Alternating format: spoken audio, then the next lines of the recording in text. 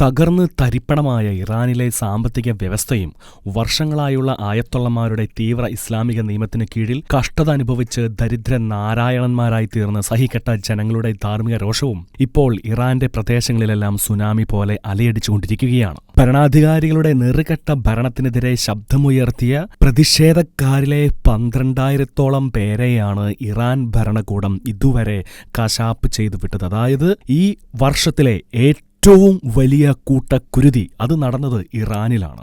എന്നാലും ചെയ്തതിനൊക്കെയും അളന്ന് അമർത്തി കുലുക്കി ലഭിച്ചല്ലാതെ ഈ ദുർഭരണം അവസാനിക്കുക നീതിയല്ല.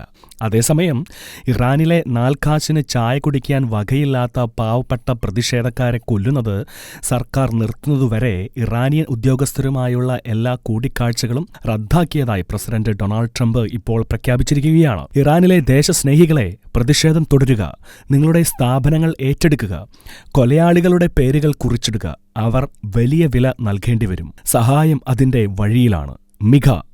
മേക്ക് ഇറാൻ ഗ്രേറ്റ് അഗെയിൻ, ഇറാനെ വീണ്ടും മഹത്തരമാക്കുക. ട്രംപ് സോഷ്യൽ മീഡിയയിൽ കുറിച്ചത് തരംഗമായി മാറിയിരിക്കുകയാണ്. കഴിഞ്ഞ 2 ആഴ്ചയായി ഇറാനിലുടനീളം വ്യാപകമായ സർക്കാർ വിരുദ്ധ പ്രതിഷേധങ്ങൾക്കിടയിലാണ് ട്രംപിന്റെ പ്രതീക്ഷയുണർത്തുന്ന ഈ പ്രസ്താവന.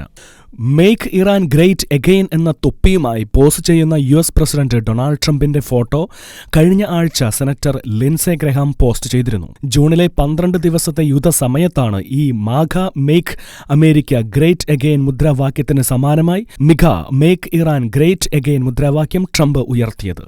ഇറാനിലെ ഭരണാധികാരികൾ പ്രതിഷേധക്കാരെ കൊന്നാൽ അമേരിക്ക ശക്തമായി പ്രതികരിക്കുമെന്ന് ട്രംപ് ഇതിനിടെ പലതവണ മുന്നറിയിപ്പ് നൽകിയിട്ടുമുണ്ട്.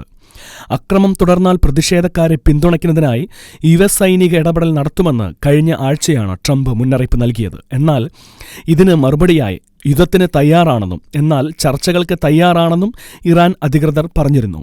ഏതായാലും അമേരിക്കയുടെ ആക്രമണം ഇനി വൈകുവാൻ ഇടയില്ല. അതേസമയം ട്രംപിന്റെ ഇടപെടൽ ലോകം മുഴുവൻ ഉറ്റുനോക്കുകയാണ്.